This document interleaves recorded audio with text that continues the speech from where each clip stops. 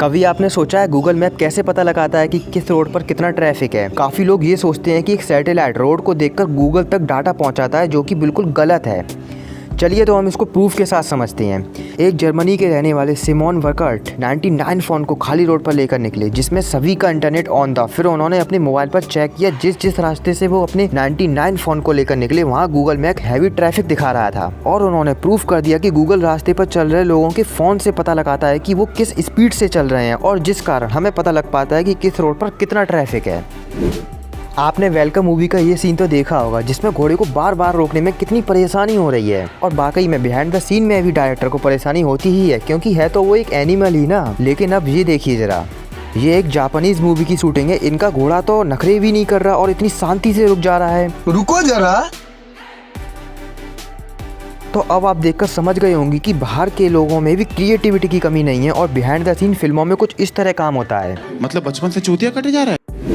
हम सब सोचते हैं कि सरकार खूब सारे नोट प्रिंट कर दे और हम सब अमीर हो जाएं। लेकिन आपको जानकर हैरानी होगी कि ये काम 2001 में जिम्बाब्वे के प्रेसिडेंट ने देश की गरीबी मिटाने के लिए किया, और अब हुआ यह है कि वहाँ सब अमीर हो गए। और सोचो, अगर सभी अमीर हो जाएंगे तो आपके लिए खेत में कोई काम क्यों करेगा? कैसे आप रोटी खा पाओगे? कुछ ऐसा ही हुआ इस देश में। अगर किसी को एक बिस्कुट का पैकेट भी खरीदना होता तो उनको भर भर के नोट ले जाने पड़ते थे। वहाँ हर चीज का प्राइस बढ़ गया, क्योंकि हर कोई अमीर था। इस परेशानी को देखकर वहाँ के प्रेसिडेंट ने ये आदेश दिया कि इन सब नोटों को जला दिया जाए, और वो सरकार की नजर में लीगल नहीं रहेंगे और अब आप उनसे कुछ भी नहीं खरीद सकते। उसके बाद उस देश ने दूसरी कंट्री की करेंसी को अपने देश में लागू कर दिया और बोल दिया अब इन्हीं करेंसी से कुछ खरीद सकते हैं। ऐसा लगा मेरा मजाक। शहरों में तो आपने थिएटर देखे होंगे, लेकिन मिली है सुशील चौधरी से, जिन्होंने इंडिया के गांव में भी लोगों को फुल्ली थिएटर का मजा दिया है। ये अपने ट्रक में बलून्स जैसे थिएटर को लेकर गांव में जाते हैं और उसको किसी खाली बड़ी जगह पर लगा देते हैं। और स्क्रीन ऐसी वैसी नहीं, डिजिटल स्क्रीन है, जिस पर फिल्म एकदम शानदार दिखती है। सिर्फ इतना ही नहीं, इसमें एसी भी लगाए हैं जो पूरे थिएटर का फील देते हैं, और इसकी टिकट सिर्फ 25 से 30 रुपए है। अभी मजा आएगा ना भिड़ो। आज आप जानेंगे स्पेस में रहने वाले एस्ट्रोनॉट का डेली रूटीन क्या होता है। तो शुरू करते हैं मॉर्निंग से।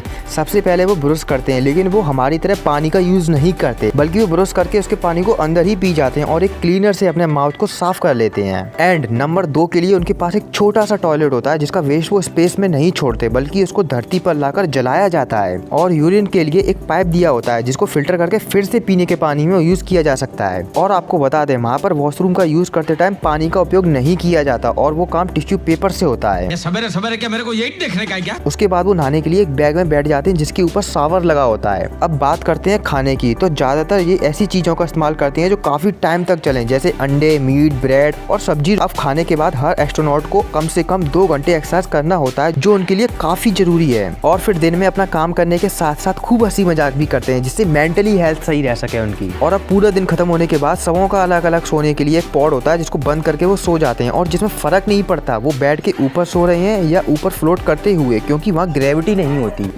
ज्यादातर लोग ये समझते हैं कि एक गन से जब बुलेट निकलती है तो वो एक प्रेशर की वजह से, मतलब गन उसको तेजी से बाहर की तरफ फेंकती है, इसलिए बुलेट बाहर निकलती है, जो कि पूरी तरह सही नहीं है। एक्चुअली एक बुलेट किसी रॉकेट की तरह काम करती है। जैसे किसी रॉकेट को ऊपर उड़ाने के लिए उसमें पीछे से काफी तेज फायर किया जाता है, वैसे ही गन की बुलेट में होता है। जब भी कोई इंसान गन का ट्रिगर दबाता है तो बुलेट के पीछे भरे बारूद में आग लगती है, जिससे वो रॉकेट की तरह तेजी से बाहर निकलती है और अपने एम को टारगेट करती है। हमारे मतलब आपको मत सिखा चल। सोचिए आपका फोन पानी में गिर जाए। तो आजकल के फोन तो थोड़े बहुत वाटर प्रूफ होते हैं, तो उसका कुछ नहीं होता, लेकिन कभी कभी उनके स्पीकर में पानी भर जाता है। ऐसा जब भी हो तो एक साइड है, फिक्स माई स्मार्टफोन। इस साइड पर जाकर बस आपको एक बटन प्रेस करना है, और फिर आपके मोबाइल से एक ऐसा हाई वॉल्यूम साउंड निकलेगा जो स्पीकर में वाइब्रेट करके उसके पानी को बाहर निकाल देगा। मैं क्या करूँ, फिर जॉब छोड़ दूँ? आज तक चांद पर 12 लोगों ने कदम रखा है, और ये सिर्फ स्पेस एजेंसी की रिपोर्ट से ही पता नहीं लगता, बल्कि जितने लोग भी वहाँ गए हैं उनके फुटप्रिंट चांद पर पड़ गए हैं, और वो कभी नहीं मिट सकते, क्योंकि चांद पर हवा नहीं चलती है। मेरे को जाना पड़ेगा। क्या आप जानते हैं शमशान घाट पर महिलाओं को क्यों नहीं जाने दिया जाता? तो उसका कारण यह है कि हमारे पुराणों और ग्रंथों में लिखा हुआ है कि अगर शरीर को जलाते वक्त कोई उसके सामने रोता है तो शरीर की आत्मा को शांति नहीं मिलती है, और ज़्यादातर महिलाओं की फीलिंग थोड़ी सेंसिटिव होती है, जिस कारण उनके आंसू आ जाते हैं। और दूसरा एक कारण यह भी है कि शरीर को जलाते वक्त शरीर थोड़ा अकड़ता है, जिससे उसमें से थोड़ी आवाज़ आती है, और ये सब देखकर महिलाएं या बच्चे डर सकते हैं, इसलिए उनको शमशान घाट पर नहीं जाने दिया जाता है। तो देवियों और सज्जनों, मैं फिर लौटूंगा।